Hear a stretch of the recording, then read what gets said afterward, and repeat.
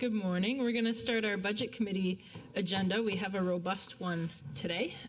We have a number of departments, and then we will break for lunch. We're going to go in this order. We'll start with emergency management. We'll go then next to City Council, City Clerk, and elections, all shared by Mr. Casey Joe Carl. Then we'll move to the coordinator's office, and then we'll break for lunch. So welcome, Director Lane. Thank you, Madam Chair, Council Member. My name is Barrett Lane. I'm the Director of the Office of Emergency Management. I'm here this morning to brief you on the Mayor's budget for 2018. We'll have a brief presentation and plenty of time for questions after that if you have them. So I'm going to just skip ahead to this slide here. The Office of Emergency Management is in the resilience business. So our vision is to have a resilient city enterprise, government itself, serving a resilient city community. And so we work in both of those spaces, and the way we do that is by building out capabilities in four main mission areas: so preparedness, mitigation, response, and recovery. So over the last few years, we've been in the process of a reorganization of the whole emergency management function around those four main mission areas. And what we've been doing is using national standards in order to fill in the context of those various buckets, if you will. So in that preparedness, that mitigation, response, and recovery space, our standard gives us more guidance on how to implement that. So over the last few years, we've been building out the individual components of that process, and we've been measuring and managing our work basically on whether we've got these components done this year and moving it forward. Next year, we should have all of this wrapped up. If everything goes to plan, we will have all of the components built out in 2019, and we'll be back to you in early 2020 with a package, if you will, that will represent a restructured and reorganized emergency management function. That will include an operational component to it. It will include the people part of it, the HR part of it. It will include the finance package and then outcome measures associated with that. So we're on the glide path toward that landing, and assuming that we don't have more major interruptions or other things that we need to attend to, I fully expect to be on that glide path throughout next year. That does feed directly into the request then that we made to the mayor and that we're bringing forward today. One of the components that we need to build out here, and one of the major key components of what we do, is our continuity of operations, continuity of government function. So emergency management has an outward-looking face to it. We help in the community in times of crisis, in terms of response and recovery. We work with them in terms of mitigation and preparedness. But we also have an internally facing function, and that is we have to take care of our own governmental functions should they be subject to the same type of disasters or other problems that might be having in the community. So if our workforce is impacted, if our operations are impacted, if our facilities are impacted, we have to plan for that and have the capability to work through that. And more importantly, we have to make sure that we can maintain our essential functions and our government authority throughout that entire process. So continuity of operations, enterprise continuity planning is gauged to do just that. So this is something we launched this year. We used some grant money to kickstart this off. It's underway. And what the mayor is proposing here is putting money in the base budget that's going to allow us to carry this work forward on an institutionalized basis. The last time this was looked at seriously was about 10 years ago. So it's well timed to be back to this, and I want to make sure that we put a program together that isn't just a bunch of plans on a shelf somewhere, that has that ongoing capability that's baked into it, and this system will help support this. This actually goes to fund a cloud-based system called Bold Planning that allows us to input all of the different departmental business or continuity plans into it. And then it lets us cross-section across all of those different plans to identify gaps, single points of failure, estimate resources, deconflict needs. So how much space do we need, swing space do we need if City Hall goes down? Recognizing that we're only going to maintain immediate response for those essential functions, not everything. So it gives us that look across the plans as well as along with the plan. So it's really quite a powerful tool for enterprise managing. Will help us then deal with reporting back to you on progress associated with that. So that's the ask. Ultimately, when we come back to you all at the end of next year, we're going to talk about outcome measures for the whole program.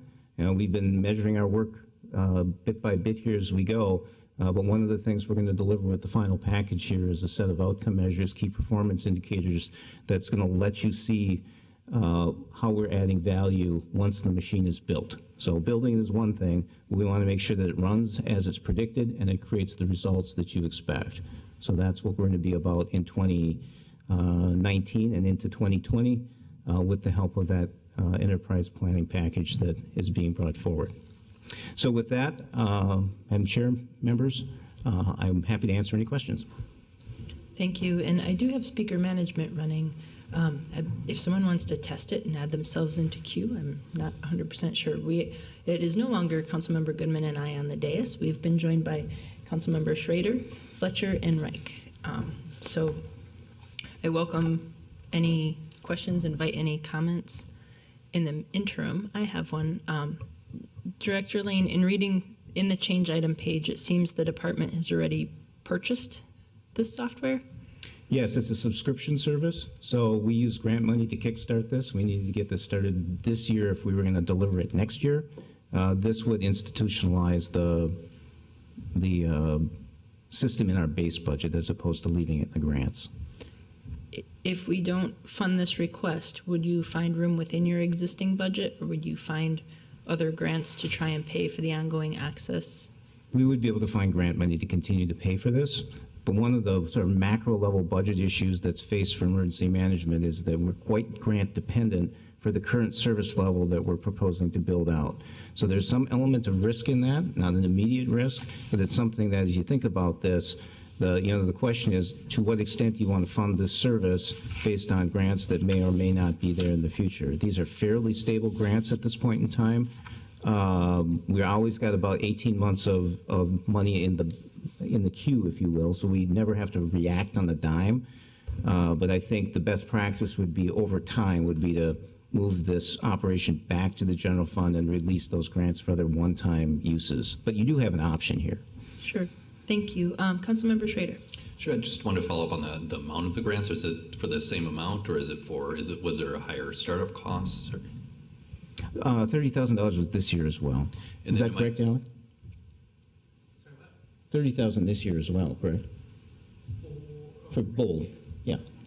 And then also my understanding, right, that are we still applying for those grants? And this is just to make sure that going forward we have a constant state of funds if things change? Yes, correct on both counts. So this would build it into our base budget. It would release $30,000 in the grants we have for some other purpose. So we get about just shy of $1 million a year in essentially, well, in a federal grant. One of the purposes we can use it for is this. If we use it for this, that means it doesn't get released to the fire department or the police department or some other use to which it could be legitimately put. So there is a trade-off there. That's a trade-off that we would manage. We can certainly manage it. We managed it in the past. I think the better practice would be to start getting this department off of the grants and releasing those to one-time uses in the future.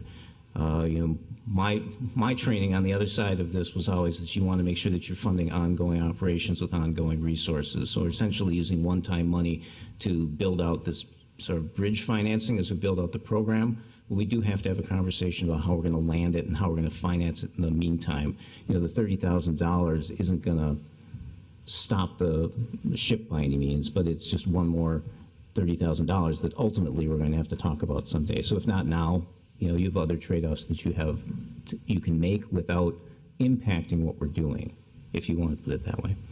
Thank you. Thank you. I don't see any others in the queue, so I did want to ask about the results Minneapolis. Yes.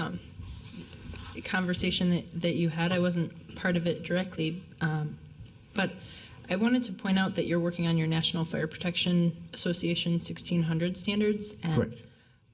From what it looks like, the size and complexity of these tasks seem like quite a large undertaking.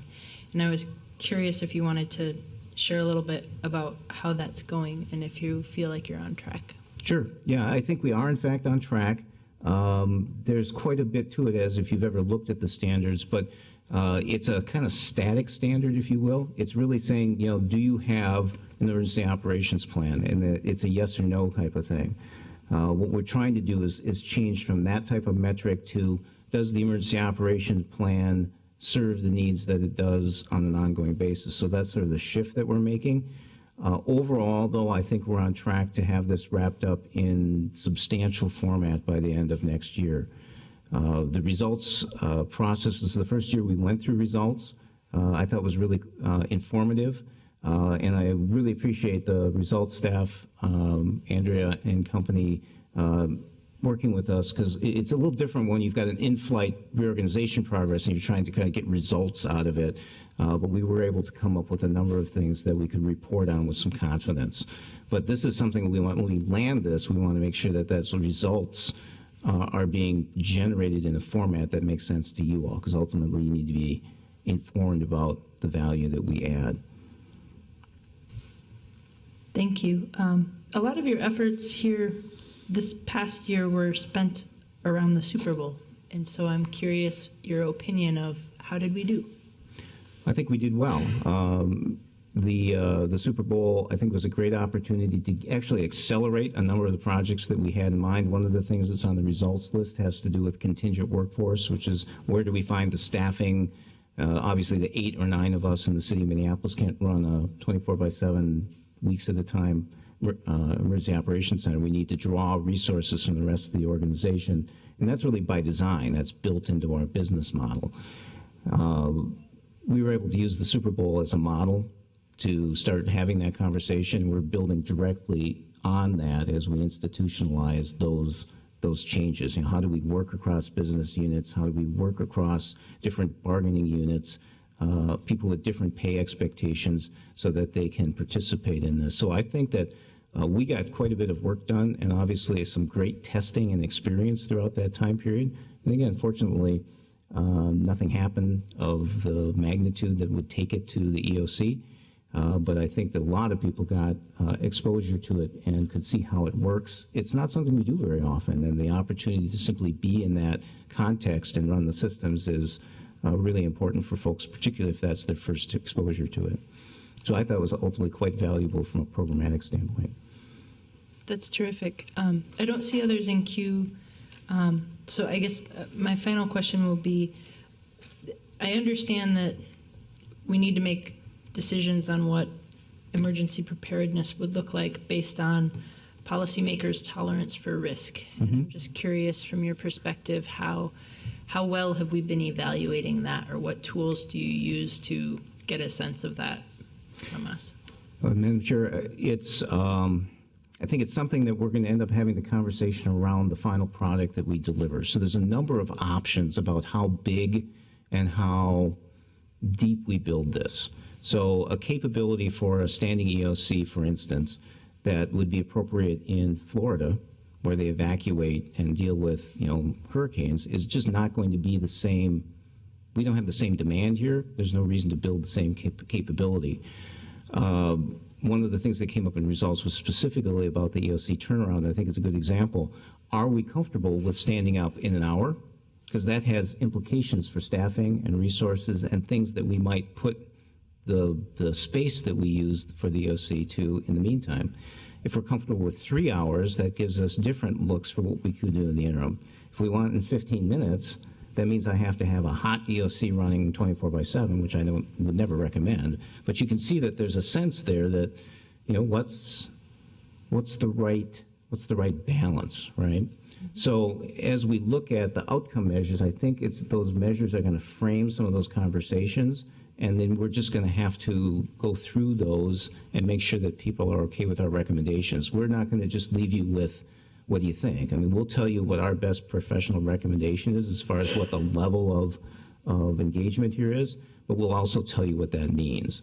So right now, we have ability to go virtual with an EOC, but I can't tell you in an hour the EOC is going to be physically activated. It can't be, because right now it's being used for training.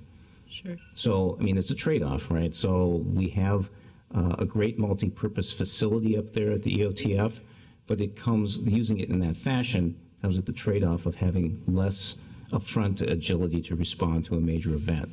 And again, I'm comfortable with that because of the threat hazard risk picture we have. I just want you to be comfortable with that too, so the expectations are clear. If somebody says we need the EOC open in 15 minutes, you all know that that's probably not going to happen. Thank you. I don't see any other questions or comments in queue, so thank you. We appreciate your time. Thank you, Madam Chair. Thank you, members. Next up, we have Mr. Casey Joe Carl. I think is your first presentation on the city clerk's office.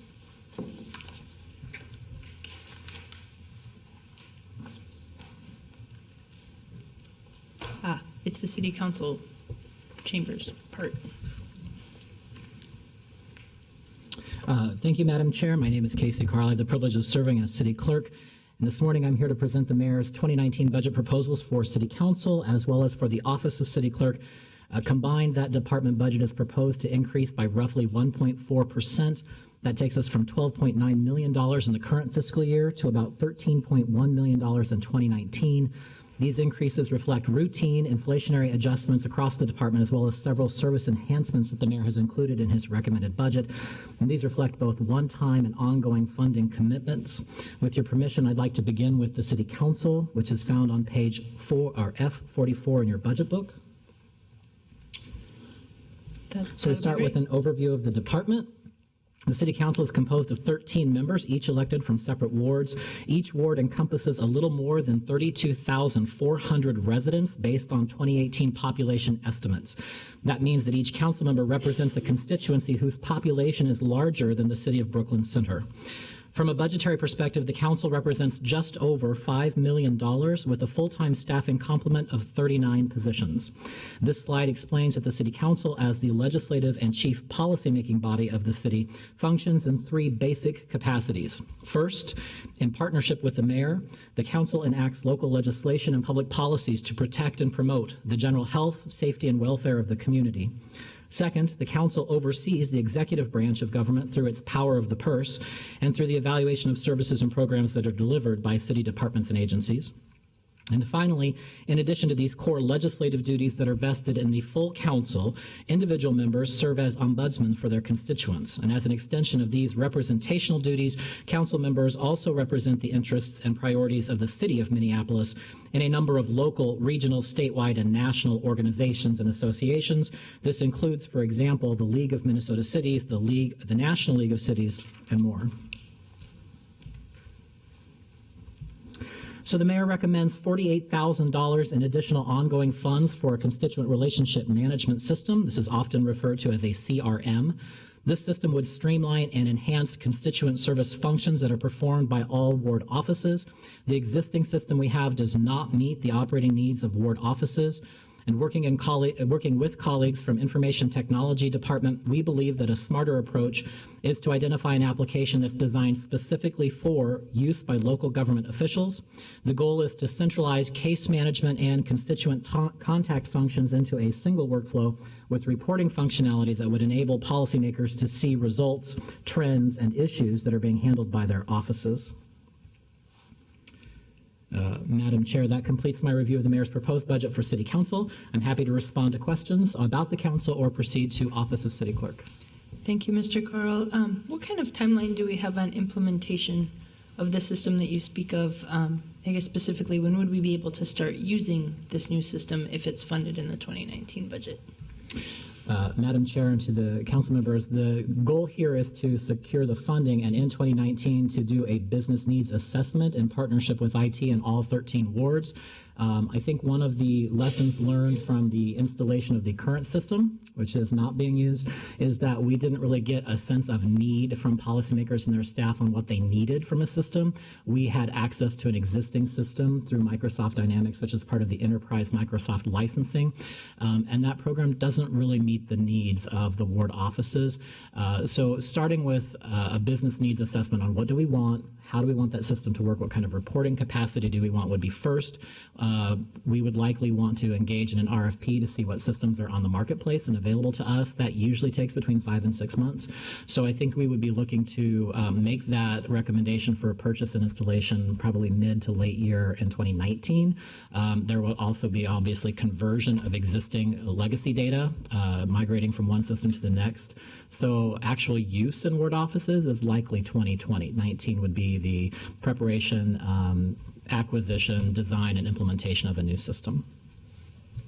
Thank you. I don't see any other questions or comments, so please move on to the next one. All right. Is that the clerk's office or the elections? So we'll move to the Office of City Clerk. This can be found in the budget book beginning on page F26.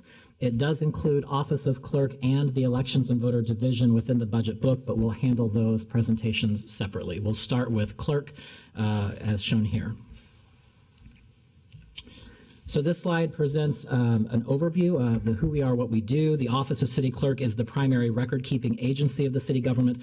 It fulfills this responsibility in two primary ways. First, as clerk of City Council, and second, as the custodian of the city's information assets. That's its papers, files, books, data, and other materials, including serving as keeper of the city's archival collections.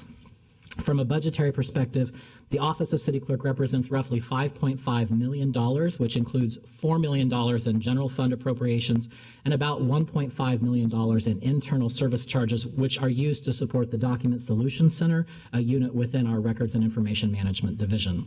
The Office of City Clerk includes a total staffing complement of 26 full-time positions. This slide provides a high-level synopsis of the services and programs that are delivered through these two primary divisions within the Office of City Clerk.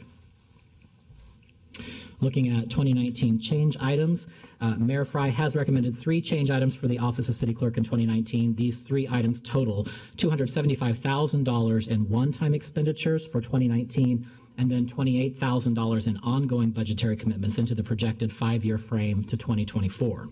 The first, shown on this slide, is a change request recommended by the mayor for $150,000 in one-time funding to support ongoing work of building and implementing the enterprise-wide legislative information management system known as LIMS. Like Google for Government, LIMS is designed to provide user-friendly 24/7 access to legislative and policy information for the City Council and its standing committees. When fully implemented, our vision is to extend the system's functionality of LIMS to all city committees, boards, commissions, in order to create a single point of access for all users, internal and external, to this data. This requested funding would enable the clerk's office to continue refining its existing internal workflows, improve our search functionality of the overall system, and support the conversion and migration of historical data for permanent preservation in LIMS as the designated electronic repository of those records. The mayor also recommends $110,000 in 2019 funding, with $28,000 ongoing into the 5-year projected timeline to support the acquisition of a records management physical asset inventory system. Currently, the Clerk's Records and Information Management Division manages 2 central storage locations for inactive records in support of all city departments. One is located in the City Hall Clock Tower, and the other is currently in the Leamington parking ramp.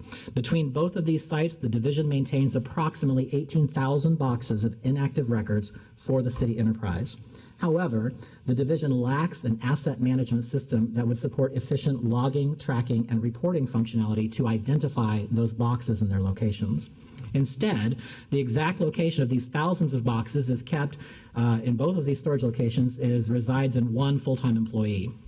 That fact puts the city at a significant level of risk from a data governance perspective. The proposed funding would be used to acquire, configure, and implement an enterprise-wide asset management system that could be used to bar scan all boxes that are put in the division's storage. It could also be configured to integrate with other enterprise systems, thereby enabling better search capacity and limiting the potential for duplicative data entry errors.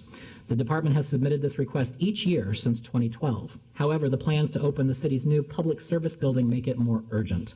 If implemented next year, this new technology would allow the Records Division to leverage data gathered as part of ongoing and planned file inventories with our departments to better coordinate a move into the new building while minimizing the need to move large volumes of inactive records and file rooms into that new space. The mayor has also recommended $15,000 in one-time funding for a master data practices document review contract to be managed through the Clerk's Records Division in support of enterprise work to expedite responses to requests for public data. The goal here is to provide a pool of qualified specialist document reviewers from the legal discovery industry that could be temporarily hired to amplify the work of our small permanent team as they review, redact, and ready data for release in response to the significantly growing volume of data requests the city has received. This kind of master contract would be particularly helpful for larger cross-departmental kinds of requests. For example, requests that involve retrieving, reviewing, redacting, and readying potentially responsive data from the clerk, from attorney, from police, elected officials, and from other departments. These supplemental resources could then be used in such cases to complete the scope of work without overwhelming the existing small core team in place today. The benefit of using experienced document reviewers with a background in legal discovery is that these contract workers could then be rapidly deployed on a short-term basis to cover unexpected spikes in request volume. The clerk's office proposes to use this one-time funding to determine the validity of this approach. It's based on a smaller experiment that the office has already been conducting over the last few months, which has proven to be a success. If this enterprise contract approach is successful, we would anticipate returning in future years to ask for permanent funding to address these challenges. We propose that the Clerk's Records Division would administer the enterprise contract consistent with the role the division plays in performing the duties the city clerk is assigned as the city's designated responsible authority. That completes my review of the mayor's proposed budget for the office of city clerk. I'm happy to respond to questions about the clerk's office or continue to elections and voter services. Thank you. Let's pause a minute just to see and invite any questions or thoughts that people have. I have a couple.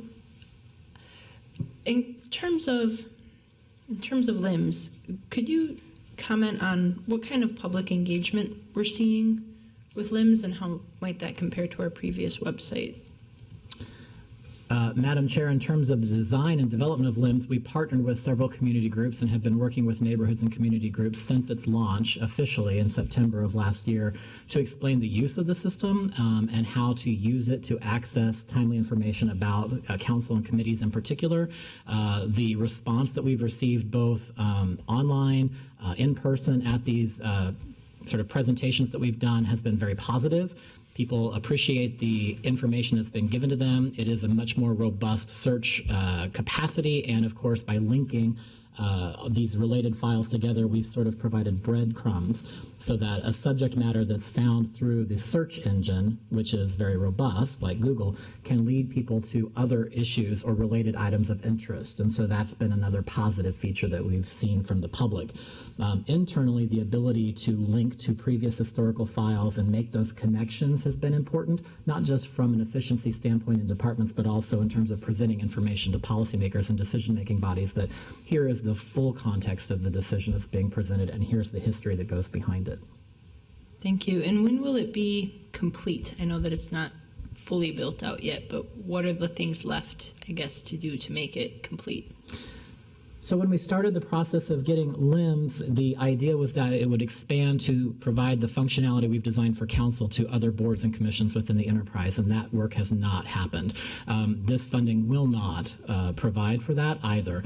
The full request that we put in was unable to be included in the mayor's recommended budget, so there will be another request coming up for 2020 and future years to complete that scope of work, assuming that we do want to provide a single point of access to all data for the council, its committees, independent bodies, and appointed boards and commissions.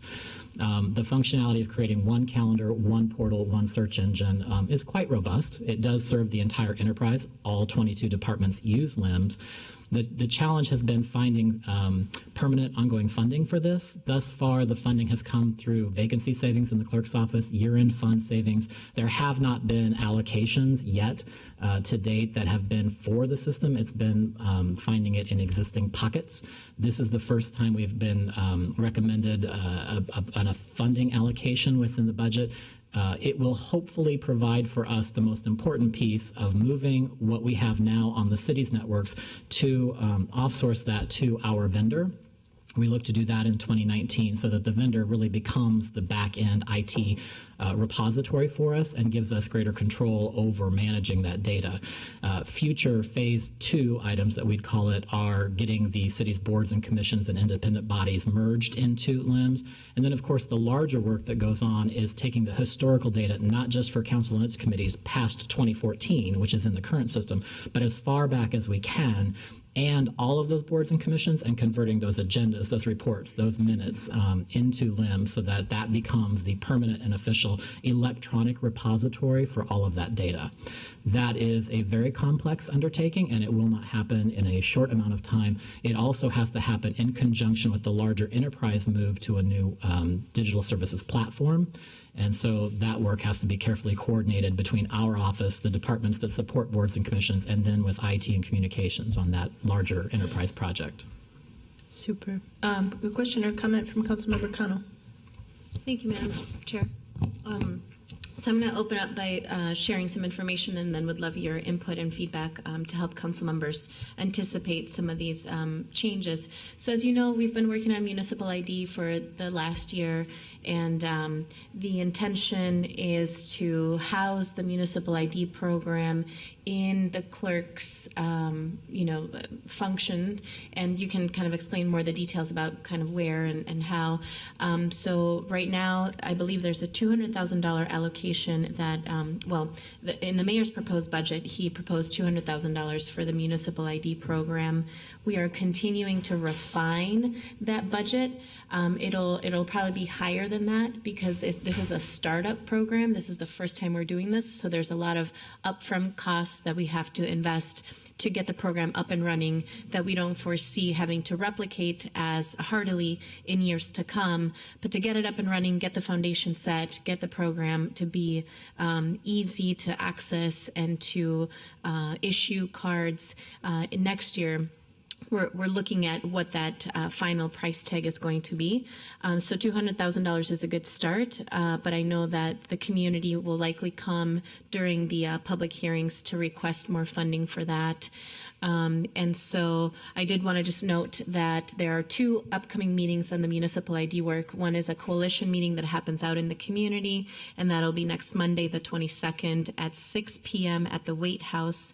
And then the second meeting is an internal monthly meeting that we have with city staff to figure out the inner workings of the program and how to make sure that it's successfully implemented. And that takes place once a month, and so the October meeting already happened. The next one will be November 13th at 10 a.m. in room 333. So I'll forward you an email about information on that, but would just love to see if Casey could provide us some more information about what we could anticipate for this program, for the impact it'll have on your division in the coming, 6 to 9 to 12 months. Certainly, Madam Chair, Councilmember Cano, the $200,000 that the mayor has allocated as a preliminary or initial funding allocation for the city's municipal ID program is actually not housed in the clerk's office. It is, from a budget perspective, put into the coordinator's office, and I'm sure that Ms. Rivera-Vandermeide will be addressing that in her presentation, which is next. In terms of program administration, the clerk's office, actually the Elections and Voter Services Division, has been identified as a potential location to be the program administrator of the municipal ID card. So when we get into the Elections and Voter Services Division, I can also talk about that. I have been privileged to be part of an internal group of staff from multiple departments that have been working in close collaboration with policymakers, especially Councilmember Cano, on what it means to move a municipal ID program forward. And what we have come to is the realization that this is a very big, obviously, initiative, an important initiative, and we're moving as quickly as we can, but it has been administered or managed now through existing staff with other duties. And the $200,000 that's been allocated as a placeholder right now in the budget could be utilized for either the purchase of equipment that we need or for personnel. And one of the most critical things I think we need is obviously a program administrator, a program manager who can carry this forward. There remain a lot of unknown elements that need to be confirmed and buttoned up in order to really move that program from concept into reality. And so I think that what you will see from us as a staff as this continues to get brought forward is proposals related to how to use the existing funding the mayor has recommended in the budget to best leverage the city's enterprise-wide resources, not just that $200,000, but other available funds and assets or resources from departments collectively together in order to achieve what policymakers have said is their desire and goal with this program within a realistic time frame. I'm not certain that I addressed all of your points, Councilmember, but certainly Ms. Rivera-Vandermeide, where the money is currently located, can speak to that during her presentation, and I will anticipate speaking a little bit more when we get to elections in terms of program allocation dollars. Yeah, I think that's a good start and good information for council members. I just want us to know that there's going to be more discussion about this leading up to our final budget vote on December 7th, and there's still some loose ends that we really need to tighten up to make sure that the foundation of this program is set and ready to go for next year. So appreciate the intro preview, and we'll be talking more. Thank you. Councilmember Goodman. Thank you, Madam Chair. Just under the, I'm sure we're going to get a briefing on the municipal ID, but I'm curious when we start talking about data practices, how people who send in their information to get a municipal ID will be covered by data practices under the city ordinance. I don't see how I'm worried about the unintended consequence of all of these folks kind of giving us their name. We issue an ID. That information would be public. I can't imagine there would be a reason to close a council meeting to discuss it or to otherwise shield that data. And we then find ourselves in this odd position of people making data practices requests to get a list of all of those people. And I mean, I think the state should do this. But if they're not shielded from data practices, we should be looking at that too, because we don't want to be leading everybody into a fishbowl and then having somebody explode the fishbowl. That would make the situation worse. And so I see there's some money for enterprise-wide contract amendments for data practices, but how does the municipal ID feed into that? I don't think it's acceptable to say, well, we can turn the other eye or delay or request. In this horrible environment, people who don't agree with us certainly will be looking for that information. Thank you, Emmett. I'm going to pass the speaker queue over to Councilmember Cano. I want to hear Casey's response. Okay, I'd be happy to invite the city clerk to respond. Madam Chair, I can certainly respond as the city's designated responsible authority with response to data, but I would be happy to defer to Councilmember Cano and then offer my response following that. Great. Councilmember Cano? Thank you. So I appreciate the question, and this is why, again, I'm inviting folks to come to the internal meetings where we're having these discussions about this very sensitive topic. So what I want to say is that we've spent significant amount of time looking at this issue, and we have Andrea Naif from the City Attorney's Office, who's the lead on this and the expert on this. Our data practices laws in this state are quite different from other states that have a municipal ID, like New York, like Detroit. And so we are taking a very careful approach at this conversation. I do want to preface it by ensuring, well, maybe not ensuring, but inviting you to talk about this ID as the ID that's for everyone. So I don't want us to make assumptions that this ID is for one specific population or another. I anticipate that everyone who wants to show their pride in Minneapolis and what Minneapolis is about will go get one. The idea is to have the ID be free the first time around. Most municipalities ask for a $10 or $12 fee when you renew your card in future years. And so we're working really hard to put together a program that is really attractive to a lot of different residents, and that's why some banks we've gone to seek banks' support for this, and I will give full credit to the mayor's office for securing one of the first large institutional banks in our state that is going to partner with us, and that has then triggered other banks to have an interest in that. So Jamie Makepeace from the mayor's office has been really involved and hands-on in making sure this program is strong and successful. I think that all of your concerns, Councilmember Goodman, are very, very good, and we have all been very sensitive to that conversation. It's not a conversation I think we should have right now. I think internal work group meeting that we're having on November 13th could be a really great way for you to plug into that conversation. We can also have a briefing one-on-one with you with the city attorney's office to walk us through all those discussions. And unfortunately or fortunately, it does lead us to a conversation about the county. And so once again, we're hoping the county can partner with us to make sure that this is more successful in the future. And those conversations have not gone as quickly as we would hope that they would, or I would hope that they would, but they're at the table. They're asking questions. They're looking at information. I personally have met with Jan Callison to ask for her support for this effort and to allow us to partner with the county library system. And that is a ongoing discussion that we are continuing to push on and to request help from the county on that. So I think it would be best to have this program-driven conversation that's no longer related to budgeting to an internal meeting, especially if Councilmember Andrew Johnson has concerns or if you have other concerns that we really want to look at, because this is a highly sensitive topic that we should probably discuss internally before we. Madam Chair, I didn't bring this topic up. I'm just looking at this data practices review contract information and worrying about what happens if people's data is not protected. I'm sure I'm like the last on the totem pole to be concerned about that, but we're talking about data practices. You brought it up. That's why I'm asking that question, not because I have some nefarious negative feeling about municipal ID, but because I think that I'm worried that I have been the target of many data practices requests of late. Probably you have too. And I'm worried about what people are looking for in terms of data and how that affects their privacy. I think that is a legitimate issue. I didn't bring it up to talk about it other than it says right here, we're talking about data practices, just to be fair.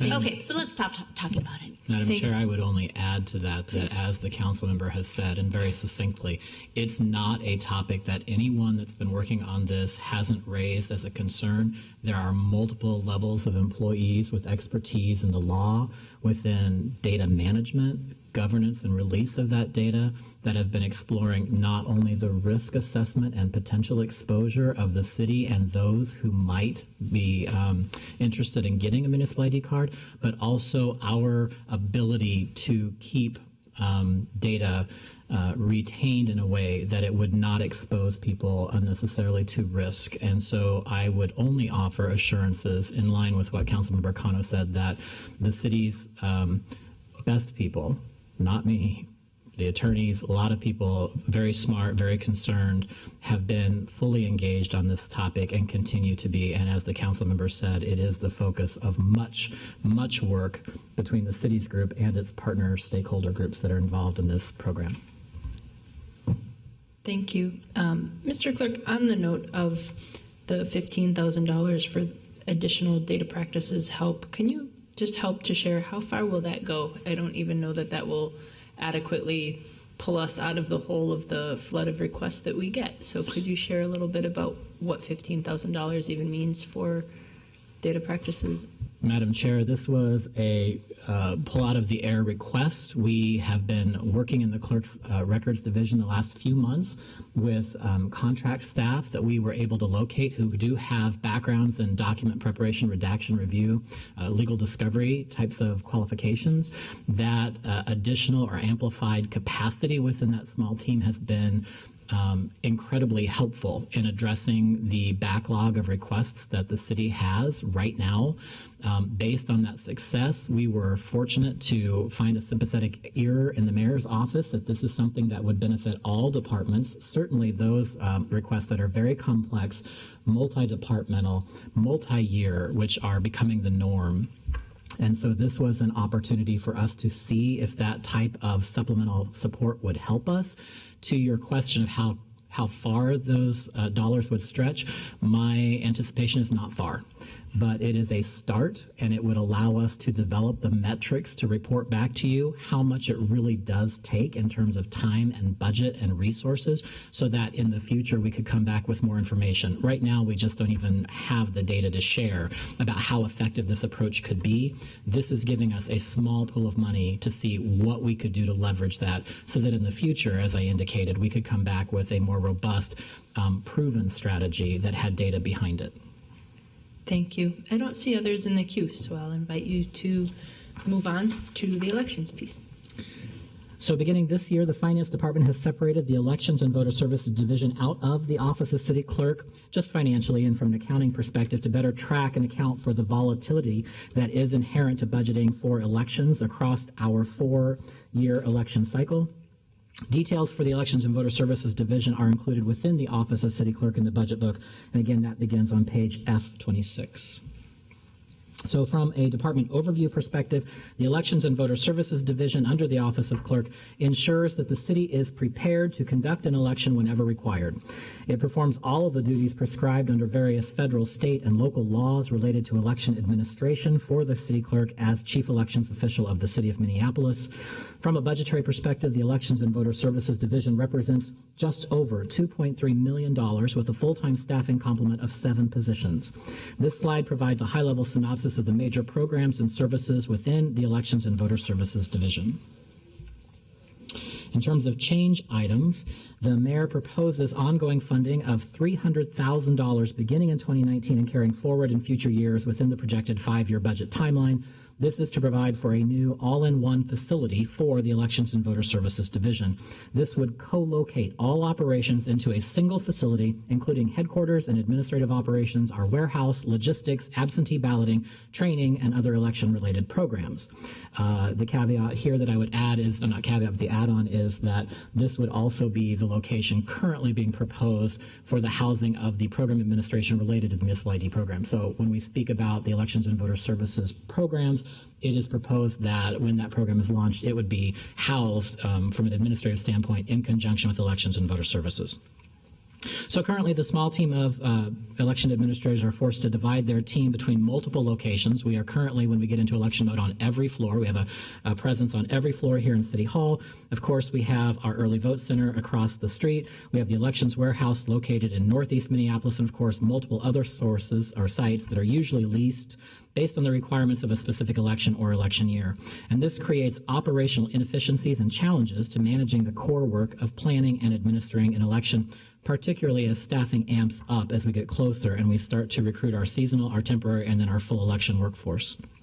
This proposal from the mayor would fund the anticipated rent for a single facility where all of our election functions could be co-located. Although a location has not yet been identified, staff are currently searching for space to move to in 2019.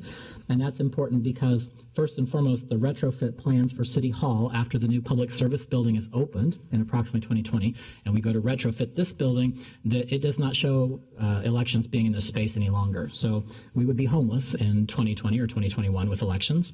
So we would need a home to move to in advance of that. More importantly, we'd like to move in 2019 because 2020 is an election year. It happens to be the presidential year. It also happens to be the year we do census, and that following that is redistricting. The Elections and Voter Services team plays a key role in all 3 of those elements, so we'd like to be in a new home before we have to undertake the presidential, the census, and redistricting. That completes my review of the mayor's proposed budget for Elections and Voter Services. It also completes my review of the entire department proposed by the mayor for the 2019 budget. I'm happy to stand for questions. I'm not seeing anybody in queue. In case I missed this, do you know where this new election space will be? Oh, the Facilities Division within, or Property Services Division in Finance and Property Services is working hard to find a location. We do not have a defined location identified yet. And would all future early votes only occur at this new consolidated space?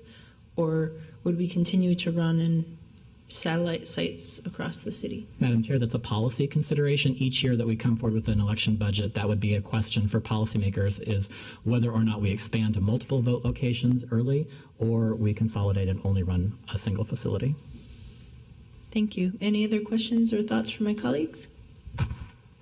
No? Thank you for your time, Mr. Thank you.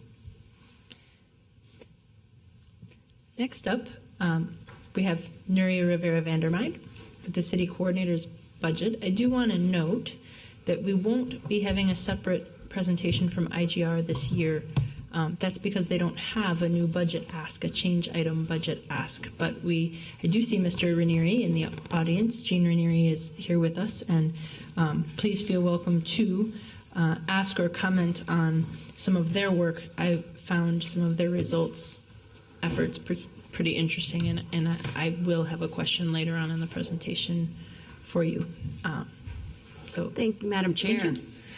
My name is Neri Rivera Vandermeid. I am the city coordinator, and I'm so pleased that Gene is able to join us, and I know that he is prepared to answer and respond to any questions.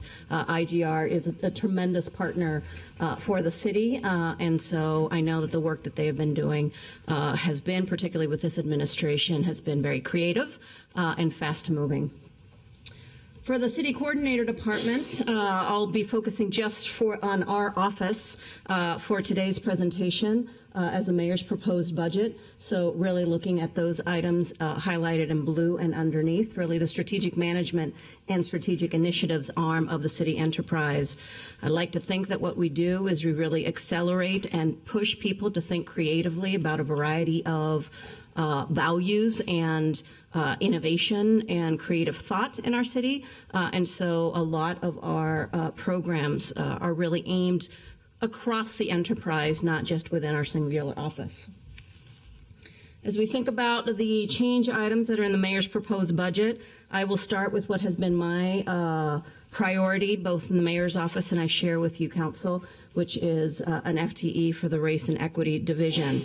Race and equity is part of our work that we have taken on not just as a goal and a value, but with last year's passage of the Division of Race and Equity Ordinance. It really codifies some of the work that we want to move forward. So this request really speaks to adding an additional FTE and some programming dollars that had not heretofore been added in the previous budgets. Right now, we have one person who is solely dedicated to advancing our work as a city enterprise in equity. We have some additional folks that are funded by Kresge dollars for the recast grants. So there's really resilience focused out in community, but in terms of advancing our own efforts here in the city enterprise, that is the work of one person, and then we've supplemented that person with a part-time temporary contract that we've cobbled together with salary savings over the years. So this is really an attempt to fully fund an FTE in order to support not just additional capacity through the city, but also some of the racial equity action plan that has been required and the racial equity community advisory committee that had been formed by the Race and Equity Division. So that will continue to move forward. As of 2018, some of the examples of their work is hosting over 45 trainings for city staff and community members with around 500 participants. They have taken over the Trans Equity Summit responsibilities, and we just recently had a very successful 5th annual summit. They facilitated 10 conversations at conferences with a total of 250 participants at those different conversations. And they started for the first time the inaugural Racial Equity Coordinator cohort. So as part of leveraging, because we are fully aware that we as a city coordinator's office do not singly own racial equity, it is a responsibility that we really place upon all our departments and our divisions. We have asked our departments across the enterprise to lend to us folks that have been trained to build capacity across the enterprise so that, again, the work of this embedding racial equity into our systems and dismantling institutional racism does not fall on one single person. I mentioned a little earlier that we just hosted the 5th annual Trans Equity Summit. We have done so in the past with $15,000 that really goes towards venue and hosting and some of those programmatic changes of putting on an event of this nature. This year, because of the space constraints, it was at Hennepin Theater Trust. We had to cap off registration, and so there were over about 300 registrants. But over the last years, where we were able to hold it, for example, the convention center, from its onset, it has doubled from where it started around 180 participants to, at our height last year, it was 369. It continues to be a forum that is really community focused and lends a voice to our transgender community and gender nonconforming community that they otherwise would not have a space in which to provide. It is followed, we provide the ability, and we put forward the Equity Summit. We have now, as this is the second year that following our partners have put on kind of a business opportunities fair the following day, and so those have been highly successful. every survey that we have done afterwards really praise the city for advancing this work as that moves forward. Our next budgetary request from the mayor's proposed budget is really around energy and climate sustainability in particular.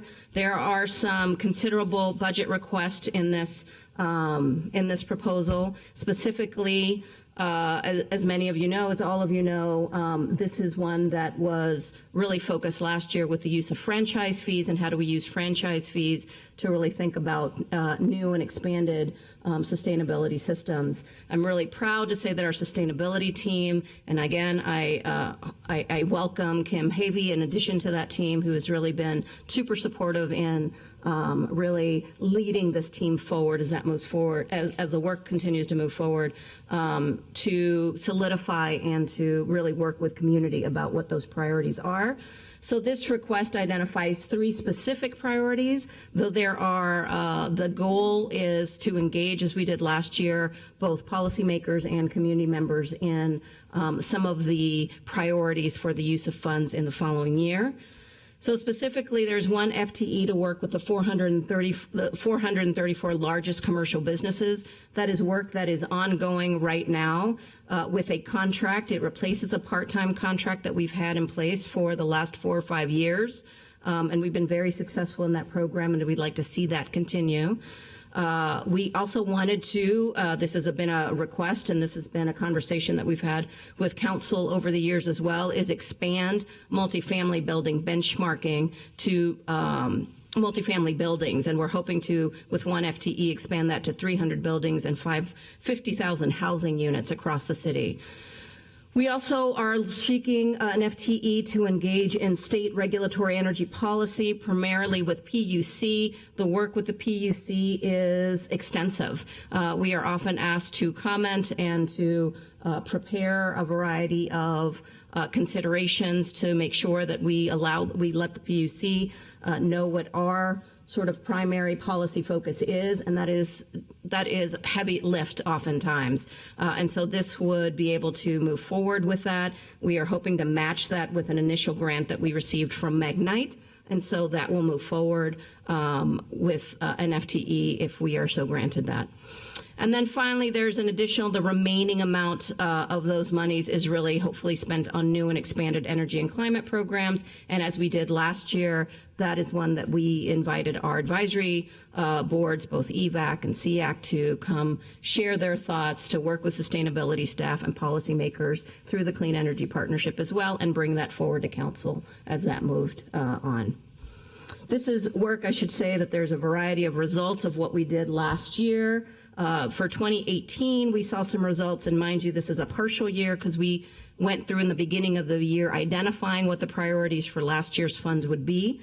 So in that partial year, there were 115 no-cost home energy squad visits in the green zones and with low-income households across the city. There are at least 80 additional remainder in this year, and we hope to increase that to 1,000 next year. There were 14 0% loans for insulation and air sealing. The goal for 2019 is 140. There were 49 green cost share solar and energy efficiency projects with 22 in the green zone in 2018. And our commercial benchmark energy savings of 3.7 over the last year really highlights the success of that particular contract, which we hope to convert to an FTE. Our next proposal really focuses on our creative sector, and I should say our next 2 proposals focus on our creative sector. As part of the Creative City Index, what we've realized is that we have grown at a pace the creative sector growth has grown about 10.4% across Minneapolis. And it is an extremely robust area that what we have found is that it's not for lack of opportunities, perhaps lack of insight into where to get additional resources and how do we support those creative sector businesses and creative entrepreneurs, particularly in sort of more business practices, how to obtain financing, how to obtain resources, how to create business plans to go to a bank and so forth. So the Creative Index is slated to come before council as a policy discussion and a presentation in November of this year. But working together, in particular, I want to highlight Councilmember Reich's support of the ACE-TAP program is to really create, in conjunction with CPED, a creative sector support program that speaks to technical assistance. As we spoke with creative entrepreneurs, what they really wanted is perhaps an opportunity fair, if you will, to network, to be on panel discussions about how to advance the business of the creative sector forward. And so we would hope to partner and continue partner with CPED to develop an opportunity fairs under this ACE-TAP program.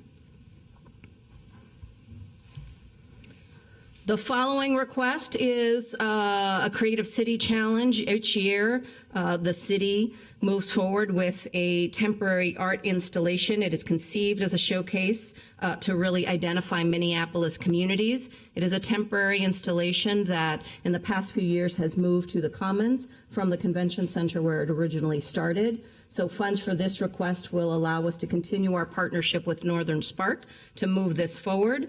As of last year's Northern Spark was 50,000 attendees, with about 53% of them from Minneapolis.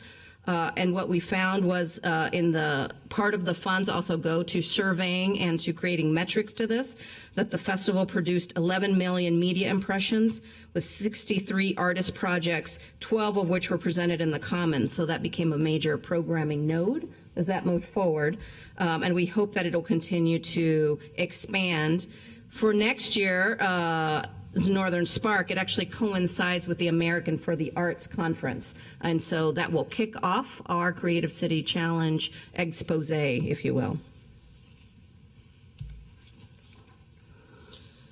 The next request that is in the mayor's proposed budget really speaks to partnerships. And this is one where we have had in past council conversations some work that we have really tightened up across the enterprise, some of those partnership contracts as we move forward. This really provides funding for those citywide partnership agreements that are housed, some of them in our office, some of them across city departments, but our request was really to make sure that those followed the public purpose guidelines that our friends in finance make sure that we follow, that they include deliverables, that they are not just pass-throughs. And so we have, over the past few years, partnered with finance and our enterprise departments to really tighten those up. Past partnerships are seen on this, and some of those are statutory. As we look at that, for example, there's $31,000, which is a statutory contribution to the Minnesota Historical Society, the St. Anthony's Falls Heritage Board. We have used those funds in the past for the Cedar Riverside for supporting the Opportunity Center, for GARE, Everybody In, and for the Midtown Community Works project. Funds in this particular proposal also include $75,000 to MPHA for enhanced security, a one-time request that they have requested for the mayor's office. It also includes $125,000 for Greater MSP. The subject of Greater MSP has been one of great debate over the past few years, and I'll say that this year we have really significantly changed and asked for more metrics and more deliverables in their contract. We are happy to say that what we've seen is more support for some small business support, smaller and mid-sized business support. Our perhaps, I wouldn't say criticism, but our note to Greater MSP has been there's been a lot of emphasis on our larger business development, and that this is an opportunity to really support some of our small and mid-term business. And they have been helping to provide technical assistance in the form of site support, expansion planning, and connecting them to businesses that would enable the small firms to grow. I'll say that we've also asked some of our partners, and CPED would know more about this if you require more information about the value of Greater MSP, but hearing from our HR partners in particular, Greater MSP is a critical partner for recruitment and internship program. According to them in particular, Make It MSP is one of the most useful tools, resources, networks we have for recruitment. And so we have been able to move some of that forward with them. I'm sure that David Frank has additional metrics in the impact of Greater MSP, but some of those funds fall through there. There is also funds in this request for two new partnerships. $25,000 for the Mid-Continent Oceanographic Institute, which is a funky name by design. It follows a national initiative. It is $25,000, and it provides creative writing and tutoring programs to underserved K through 12 students. And I believe that was a part of a conversation that the mayor had with Councilmember Warsame. And then finally, $10,000 to support the Community Peace Garden in Cedar Riverside neighborhood. This 30,000 square foot Peace Garden has been in place for quite a while. It currently has 40 members of the nearby Korean community that serve it, and it really is a support for a community endeavor, again, also in Ward 6. We have enterprise engagement funds. As many of you will recall, a few years ago, there were a multitude of requests from a variety of departments, not just under the coordinator department, but perhaps across the enterprise, that almost totaled $500,000 in community outreach and community engagement and so forth. So what then at the time we decided to do was pool, at least for the coordinator's office or department, to pool those resources in a singular pool. It coincided with the creation of the engagement design team, which again, we encourage all departments to come to. It is a team that is comprised of NCR, communications, race and equity, arts and the creative economy, 311, and the clerk's office. It is a singular one-stop to make sure that the funds and the monies that we're going to use towards engagement are actually well-directed. And we encourage all departments, well, we don't obligate that, but we encourage all departments to stop there first. And where we have been able to support, or there have been mandates from policy directives that require engagement, such as minimum wage or sick leave, the target market program that did not have dollars attached to it, we've been able to tap into that pool of resources to provide engagement and reach out to constituents as those programs were moving forward. And finally, actually, I don't know if it's finally, not finally, but there's a request and a placeholder for municipal ID. So as the conversation previously was happening, certainly it is ongoing, and I echo the statements by others that certainly the concerns and the attention to data privacy is something that is first and foremost on all our minds as well. It is not just for municipal ID, but I know that in speaking to Councilmember Fletcher, that it is something actually we're thinking about across the enterprise in a whole variety and host of ways that we actually compile and retain data. So it is a broader conversation, but this one in particular, we are aware has some sensibilities to it. It is why there has been an approach to really think about a municipal ID card as one that really is about a city ID program, not really targeted at a singular component of our community, and why we have started to partner, as Councilmember Cano mentioned, with banks, and we have had some really great conversations initially with some banks, Village Trust and Sunrise, who have been some supportive of this initial endeavor, as well as Metro Transit and Nice Ride, for example, and AARP. All of these business communities have said, how can we help support it? There have been some conversations with restaurants, for example, and other businesses, the Bartman Group, to see if discounts could be offered. All of those are approaches that other cities have used to amplify a city ID so that it is not really targeted at a singular aspect of our community.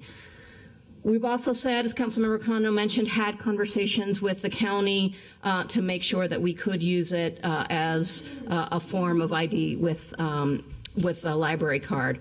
All of these conversations will be forthcoming. I believe that the ordinance is coming forward to the Peace Committee in November, so I'm sure that there will be more detail about what that looks like, both from a budget standpoint as well as a programmatic standpoint. But for now, similar to what has happened with other aspects of our city, like minimum wage or sick leave, we are a placeholder for these funds as we continue to move and see what that program will cost us in the long term. And now finally, part of a proposal, speaking of placeholders for the city, we are really proud to have host the small business support team. It is it's extraordinarily satisfying to see the amount of work that they have moved forward on as in just the short year that they have been able to proceed. I'm trying to look at my notes here specifically. For 2018 work, where they started in 2017 when they launched with 121 visits or assistance from business owners and entrepreneurs, they have now, to date in this year, done over 270. They've established office hours at 6 locations citywide, including 5 libraries and the Cedar Riverside Opportunity Center, meeting with over 300 people. They have visited over 200 businesses through store visits to provide information about the small business team, as well as partnering with some of our enterprise partners on minimum wage and safe and sick time. And they continue to table and go to different forums to really speak about how do we move small businesses, how do we help as a city enterprise small businesses.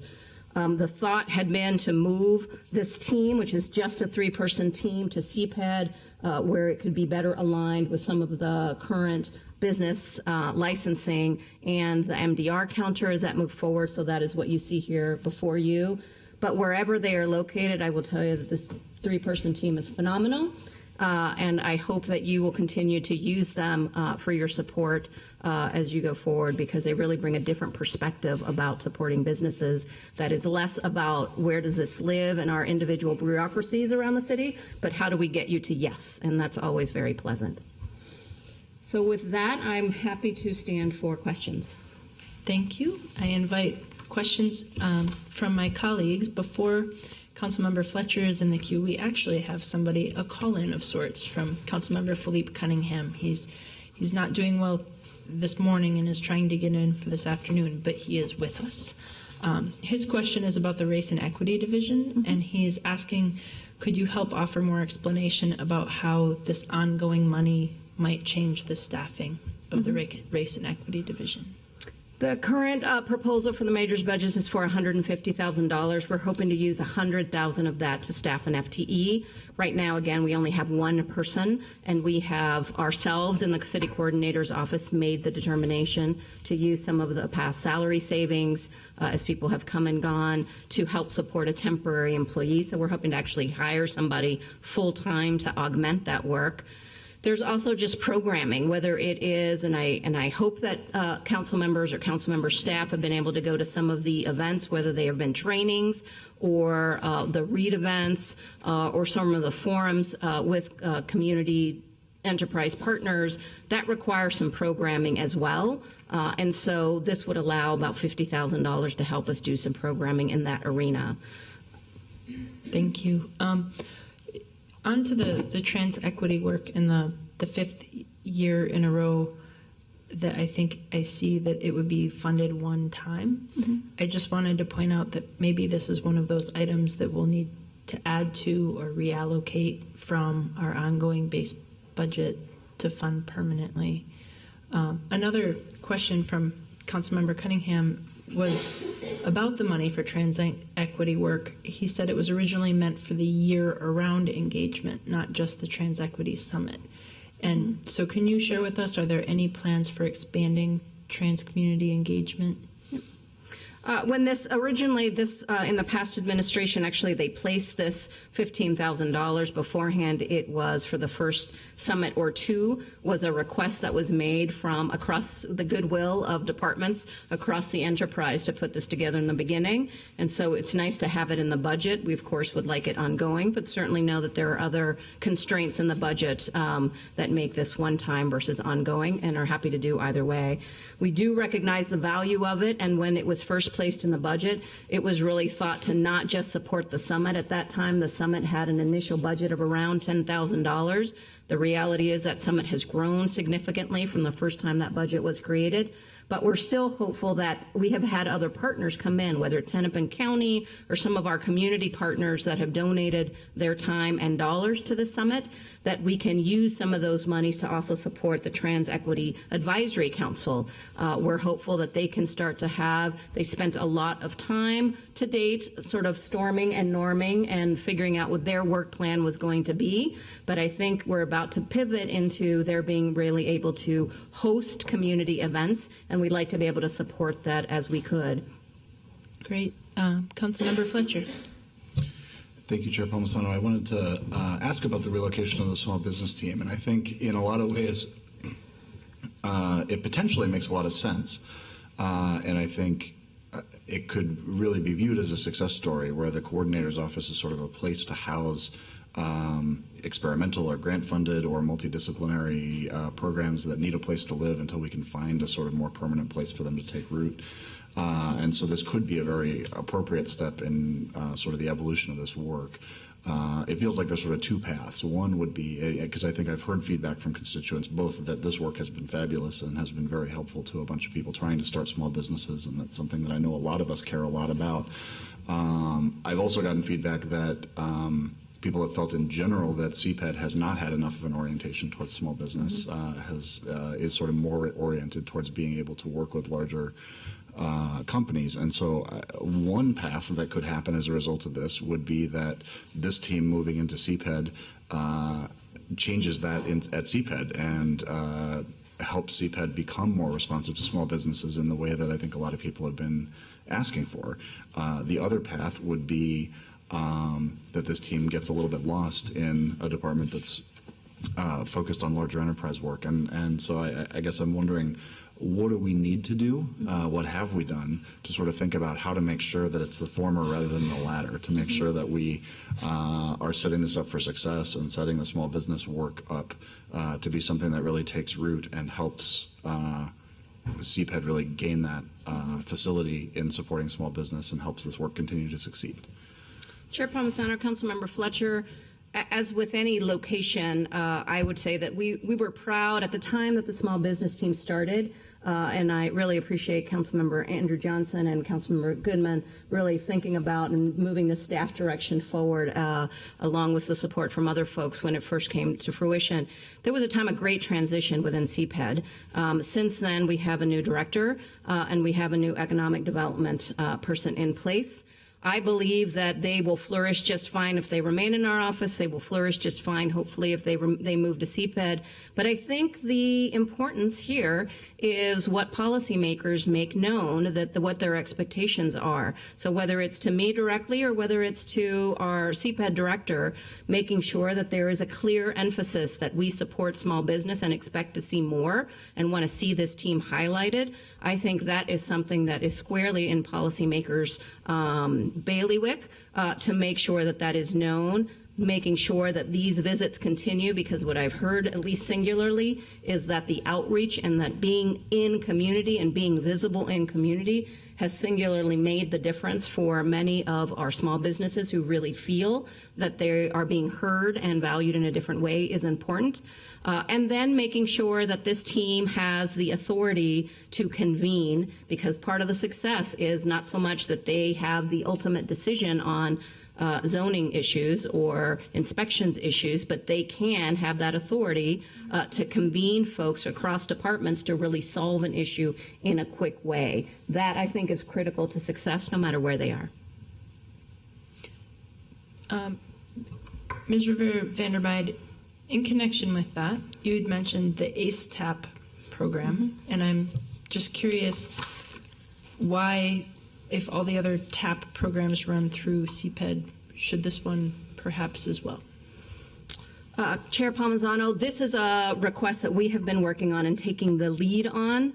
Certainly it is something that, because it is one-time dollars to host an opportunity fairs, that arts, culture, and the creative economy has been working in the creative sector. We have brought in CPED to help support that, but hopefully in the future it will give folks sense to create an ongoing ACE TAP program.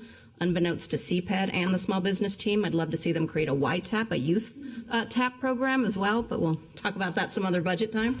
But this is really thinking about building off the conversations and the partnerships that they have had as part of the Creative City Roadmap, where a lot of these conversations happen, to host this event. And so in conversations with CPED, it was determined that this would be the better place to do that ask. Got it. We have 5 other council members in queue right now. Councilmember Schrader. Thank you, Madam Chair. Wanted to ask about the budget for the IGR. Specifically in their kind of department request before the budget, they had mentioned requesting one other person to look at federal grants. I believe because this year we're up for our community development block grant and needing help with that. But I also looked back at the history and it's always been flat. So just a little more clarity on what's the risk, especially with the change in federal government that we have of continuing to get the dollars we're getting. If a person helps out on that, or if we're able with our current resources to be able to meet that need. Chair Palmisano, Councilmember Schrader, I will defer to Gene since he's here to answer that directly. Thank you, Mr. Ranieri. Madam Chair, members of the committee, my name is Gene Ranieri. I'm the Director of Government Relations. Councilmember Schrader, that request was for an outreach person to help us put together our consolidated plan. We think we can do it without that person, and we don't see any threat to our CDBG program that way. The biggest threat, of course, will be coming from the administration.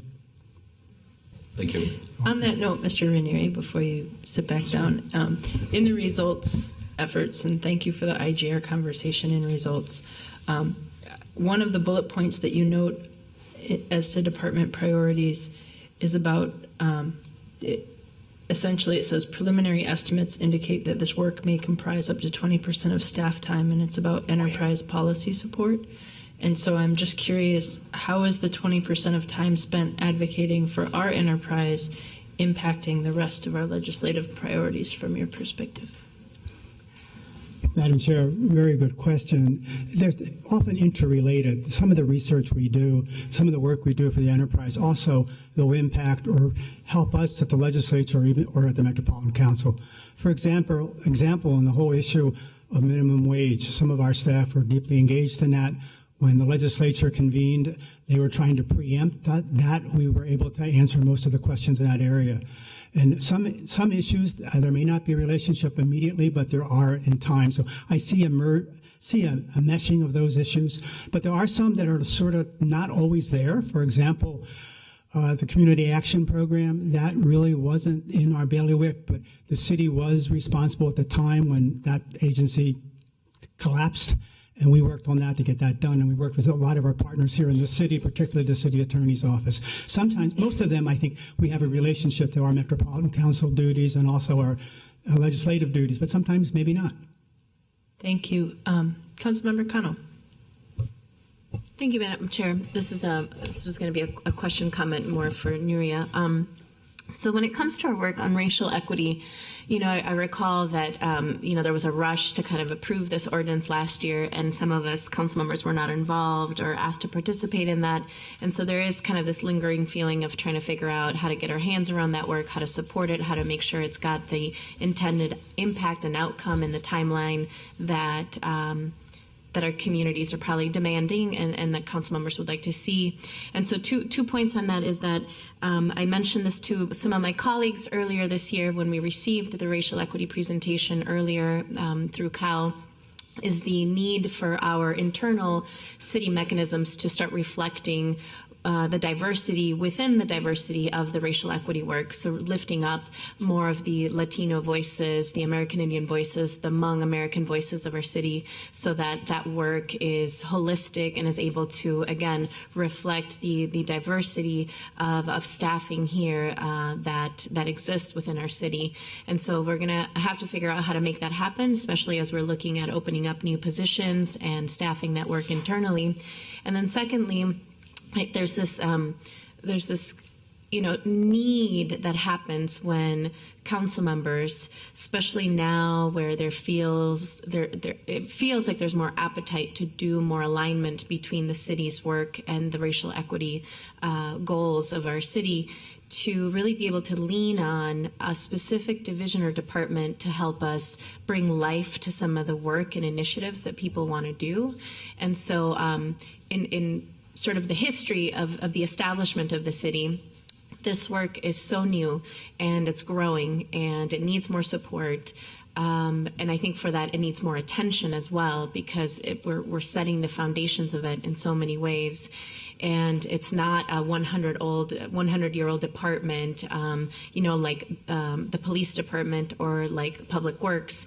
And so when council members get together and, for example, we're trying to figure out how to get cultural corridors to take off within the institution, there's kind of this need to kind of go to like a division or a department of experts who can really help us figure out how do those things live within the institution? What extra support do departments need who are also very new to thinking about how to infuse racial equity into their lines of work and their outcomes?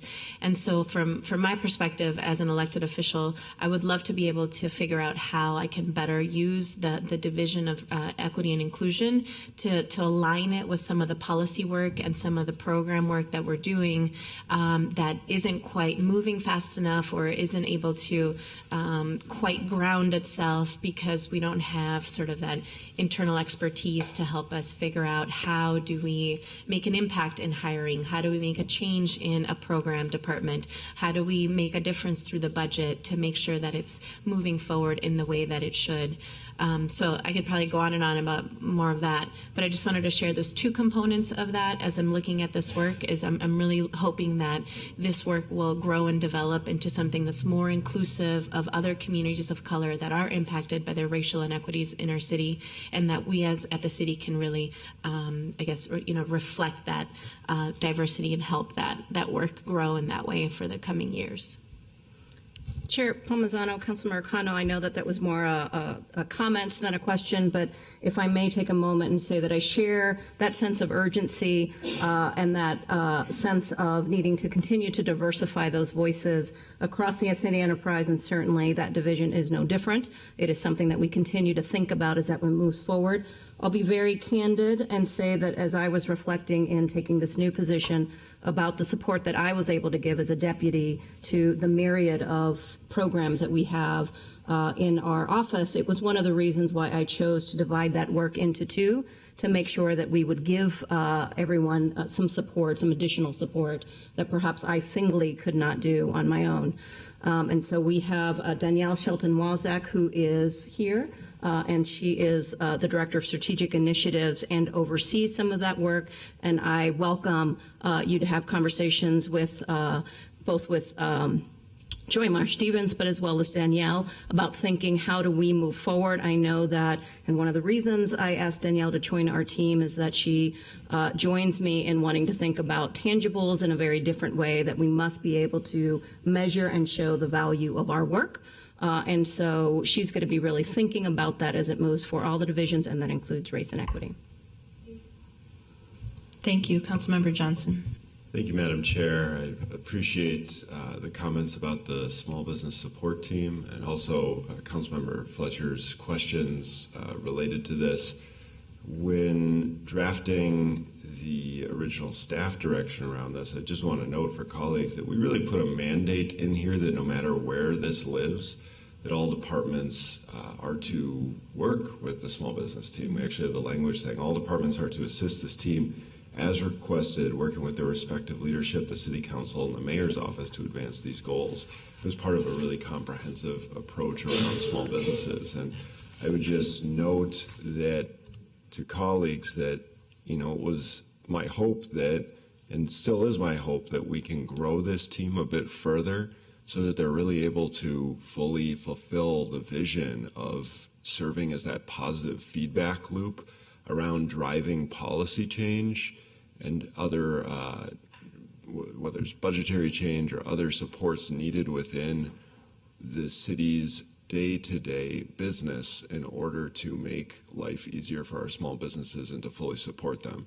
I see this at committees. I think about like the Peace Committee that we had this week, and even on an issue such as our staple foods ordinance, where we're having 10% compliance with that after several years, and where I think there's a role, for instance, for the small business support team to even play in helping these other departments execute on their goals as well, and to be able to advance the business-friendly nature of even when we are regulating and enforcing policy as well. So hopefully we can moving forward, find ways to bolster the success of this team, because I think it's been widely regarded as a success, and I think we can do more to make it even better for the city.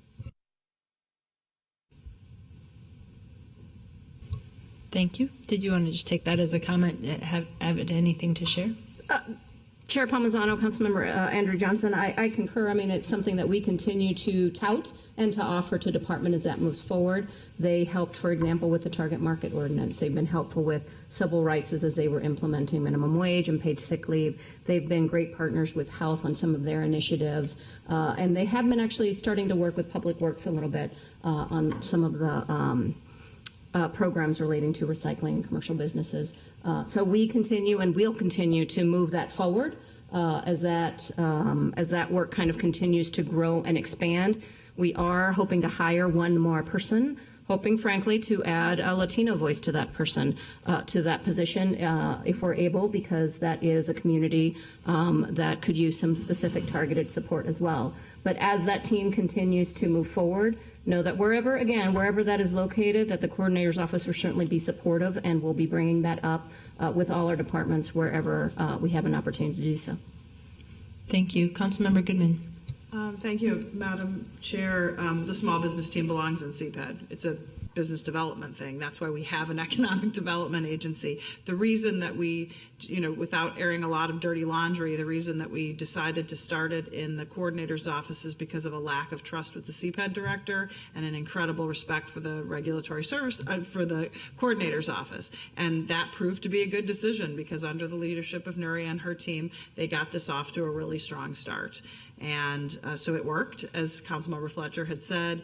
I agree with everything Councilmember Johnson has said with regard to expanding the team. We have a new economic development director within CPED and a new CPED director.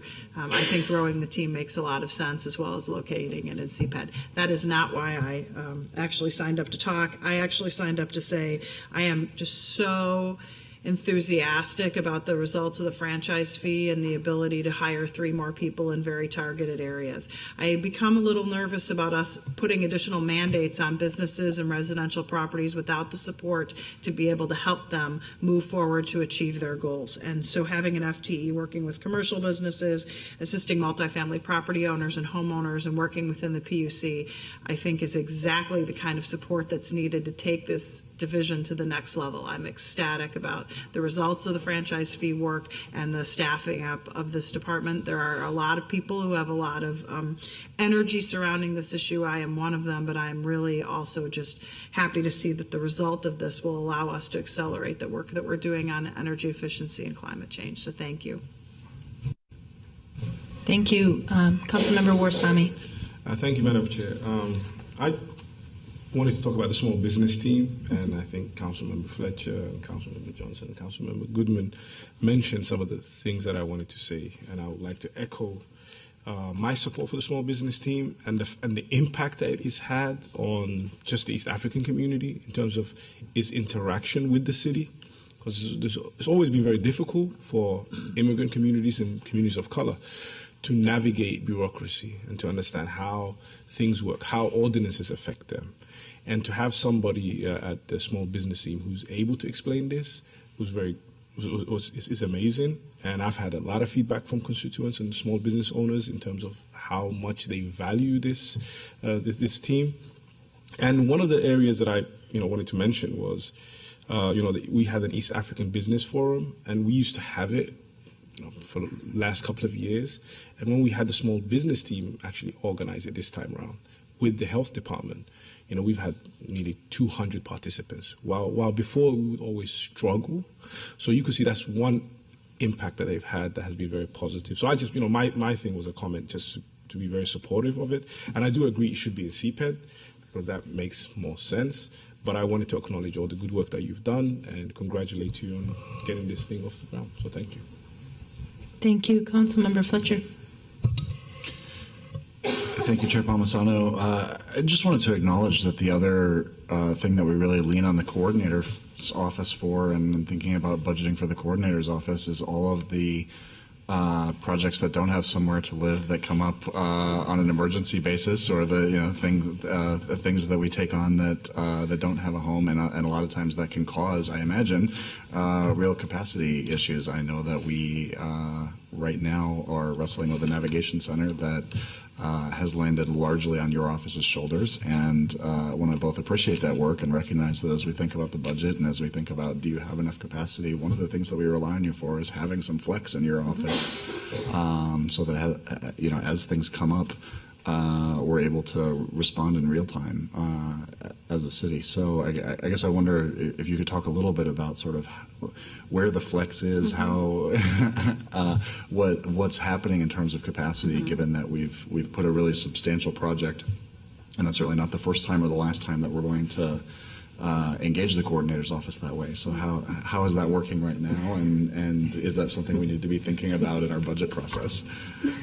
Chair Palmisano and Councilmember Fletcher, I acknowledge that our office is often the one where things go, where they do not have a home, and will say that I personally enjoy that immensely. I don't mind jumping in. It has been some of the most satisfying work to be able to go in, whether it's minimum wage or whether it's now the encampment issue and a whole host of other issues.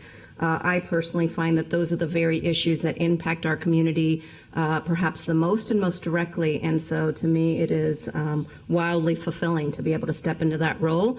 But it requires some give and take. And some of that is being able to be honest, even with staff who, again, I am humble enough to acknowledge that sometimes it's me that's stretched thin, that sometimes staff has to really adjust and say that we don't do one-on-ones as regularly scheduled, that if you've got a crisis, I will always meet with somebody, but if not, know that I am busy and we're gonna have to catch as catch can. And I've got extraordinary staff that has gotten used to it and is good at managing up when the need arises. But I also say that we do have some flexibility. We've got a variety of really talented folks who aren't chained to the fact that this is what I do and this is what I was hired to do, and I'm able to flex. So we've got a lot of support in our office structure to be able to shift. We've got some abilities to contract out. I understand that some of these initiatives are not full-time and don't usually come to council members with full-time staff requests unless they're really necessary, which again, I highlight race and equity as one of those as a priority for next year. But otherwise, I think we try to make do with what we can do with contract support and with moving things like the small business team or our enterprise communication funds. And frankly, this city is built on relationships. So we leverage our relationships with departments across the enterprise to assist as needed. Not all of it, while it may be housed in our office, and I take supplier diversity as one of those examples. Our charge was to just really make sure that it moved forward. But there are other places where that lives. Finance took on creating a target market program with support from this multidisciplinary, multi-enterprise team. Civil rights has also been looking at the SUBP program, and we continue to look at certification. The entire group came together to form a spend diversity dashboard that now we hold ourselves all accountable, and we are transparent about that as we move forward. That is work that we relied on relationships and our subject matter experts to do. And I think that is part of the value of having that leadership in coordination to move forward. And I'm really blessed and thrilled that we've got some great people on our team to move that forward. Where it means that it has to give, I also think that we're honest and we come to council and say, this work is going to have to take a back seat, or we're going to have to change the manner in which we do something. We've been fortunate enough not to have to do that as much because we've been able to supplement as we could or to push out some timelines. But by and large, I think we've got a very nimble team that not only excels at adapting, but thrives on adapting. Thank you, Councilmember Bender.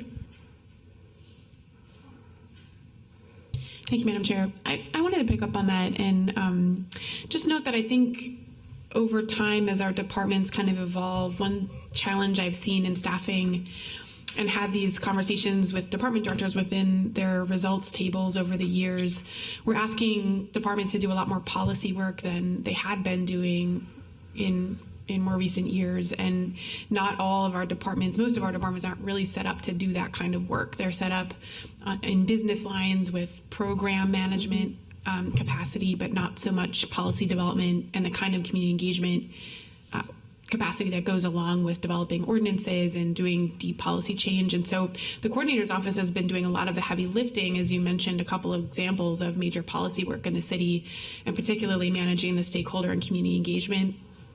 And I still think that we should invest in staffing within the coordinator's office to support that work.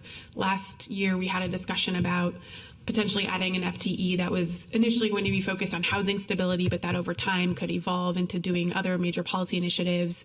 And we ended up putting that position in CPED. I'm still not sure that that was the right decision. I guess we'll see if that policy ever gets written in how it's been staffed now. Right now, my office is still essentially managing that project, and the coordinator's office is going to step in and help take that role on because we don't have capacity. I have 2 staff like every other council member, and I'm doing a million other things. So, over time, I think we'll all have to see how it's going, but at the end of the day, the coordinator's office has just been frequently stepping into this policy development role. And unless we really staff our departments better to manage policy work, I think the other option is to make that investment in the coordinator's office. So I'm not necessarily looking to make any changes this budget cycle, but I think looking forward, just being realistic about where that staffing should lie. Chair Palmisano, Council President Bender, I say that is, and I appreciate those comments.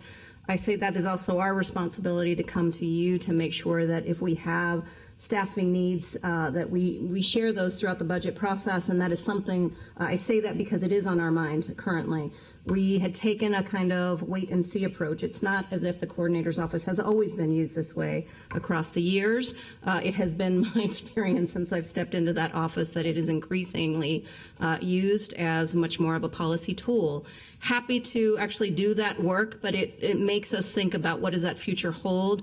As we think now with a new structure in our office in place, we will be thinking across our entire office, what does that look like? We are already thinking about an enterprise policy research position.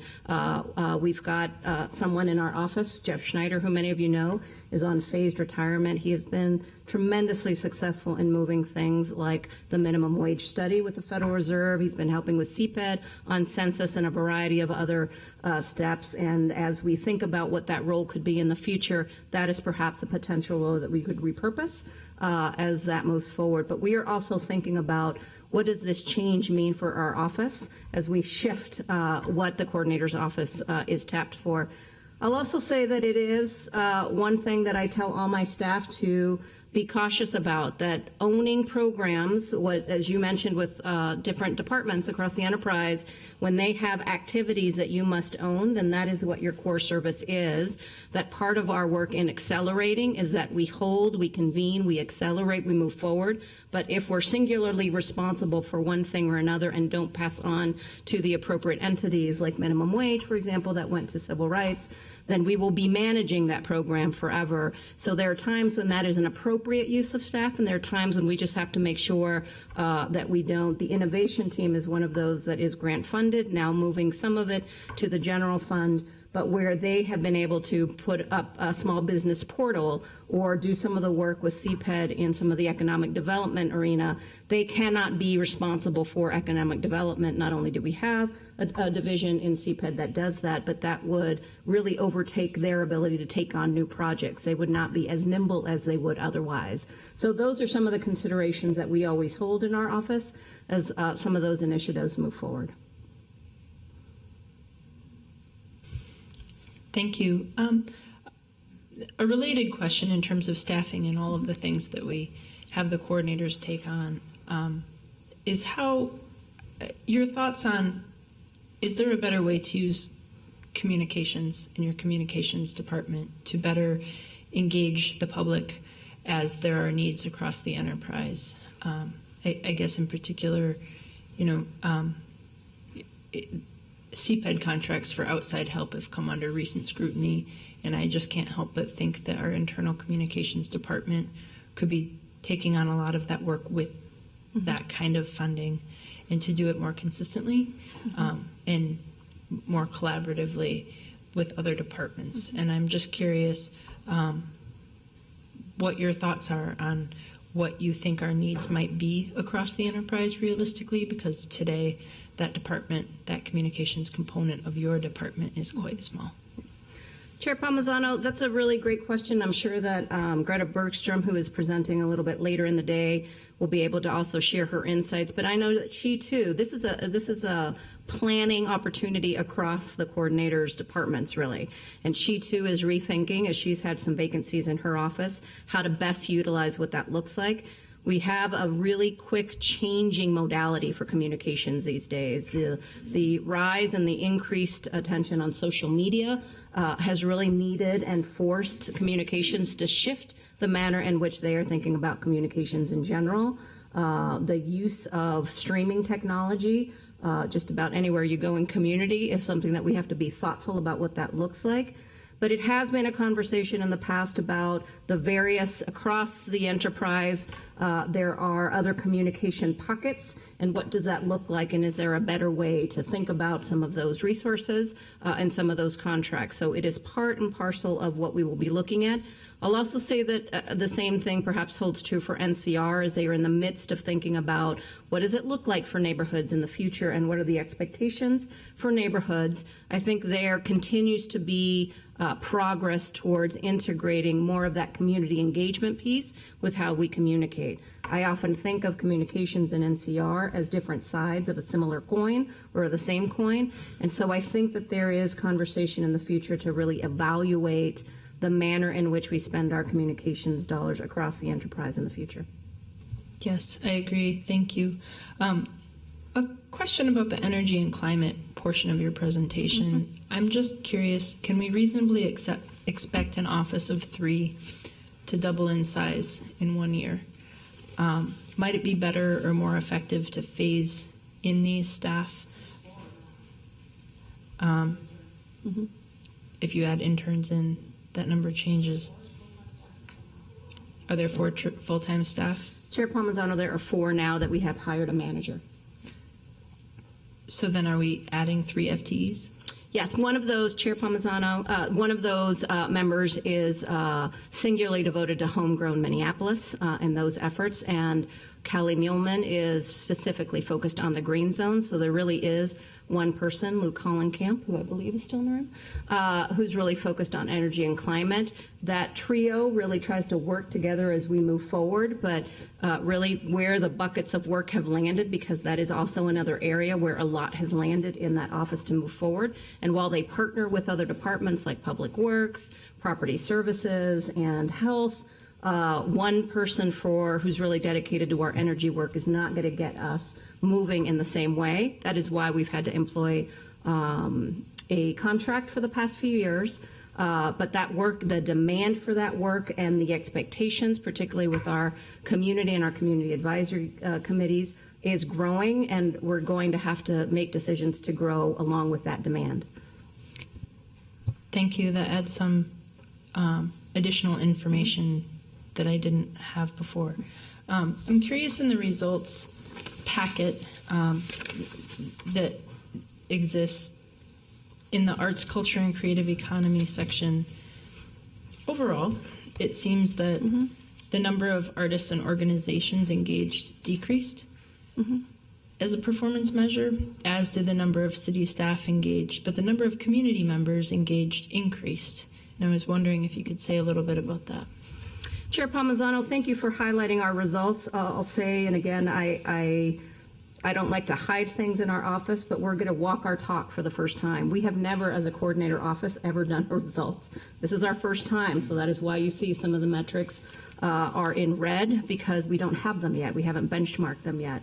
We hope that next year we'll be able to provide a better picture of what we do as a coordinator's office, but it is something that I know that across departments, they have also often looked at the coordinator's office saying, why aren't you doing the same thing that you require us to do? And so we are owning that and moving forward in a different way. As for that, I'd say that there were different reasons for what that looks like. The program, Creative City Making program, which really embeds artists in different departments, and I know one of those started with me when I was over at Reg Services, the program for Tenant Voices, which I really found really fulfilling, and I know that staff subsequently took that to even higher levels. Those are dependent on departments A being ready for a program of that nature. But most importantly, that changed. So it used to be Intermedia Arts who owned that. They had 4 staff that did that program, and when it all of a sudden shifted and we wanted to continue to move that program forward with one person, that perhaps wasn't going to get the support it needed, and we needed to shift. Kresge, luckily enough, loved the Creative City Making program and offered a grant in order to fund folks, so we now have somebody moving that forward. But the result was that we really looked to engaging artists in general, and while departments were looking to move forward on projects, because it requires a willing department to move forward. I'm happy to say that I think that will be changing in the next year. We are currently hiring 3 to 6 artists and designers, 3 individuals or 3 teams, to work on the Midtown Greenway Wayfinding project with Public Works, the Census Complete Count with NCR, and the green zones with the Sustainability Office and the Coordinator's Office. There were other 2 projects. One was recast, and I apologize right now, recall what the other one was, that just weren't able to move forward in this year, but that's part of what that looked like. Conversely, however, Recast has, as part of their engagement strategy, also been engaging in partnership with arts, culture, and the creative economy, engaging with artists. So, for example, the Mural Project or some of the trauma resilience healing programs that have been happening in community have really engaged artists to come in. So that perhaps departments haven't been as involved, but the rise in artists has been. We're hoping to level that out with new programs next year. Thank you. In the Promise Zone section of performance, it looked like grant applications increased over last year, but the grants received decreased, and I was wondering what you might attribute that to. Chair Palmisano, I can say that this federal administration has been challenging, and part of that is that grants have not been coming out at the same pace as they were earlier. I think we continue to move forward and try to create opportunities. I was just on the phone with Julie Learson just last night, as there are a couple opportunities that are moving forward on that, but the reality is that we're dependent on the federal administration moving on some of these grant opportunities quickly as we can, and there have been delayed or pushed back deadlines and just a lack of outflow of funds as we move forward. And yet there are still funds coming. So the Promise Zone has been, we have heard from HUD that they remain committed to the Promise Zones.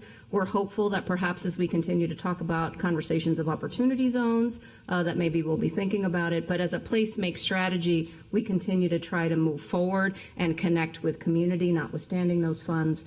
And I think to date we've been fairly successful given what we've heard from other Promise Zones in terms who are also experiencing the same thing with grants that are coming out. Thank you. In regards to the I-Team, it looks like in results that there are no performance metrics for the innovation team yet. And so I'm just curious, are there goals and metrics for it? Chair Palmisano, there are no, from what we know right now, the I-Team was really created, again, a grant funded opportunity to be kind of the city's strategic SWAT team. Where there was a need to move something and accelerate, that is where a team can partner with a department and try to accelerate and move things forward. But it is also highly dependent on a department's ability to move their work forward. So for example, with Reg Services, and again, they started with my department when I was there, we wanted them to look at how do we do an accelerated tiering program. I speak of that because it's the one I know the best. But it required leadership to say this is what we're doing and it's going to change our practices.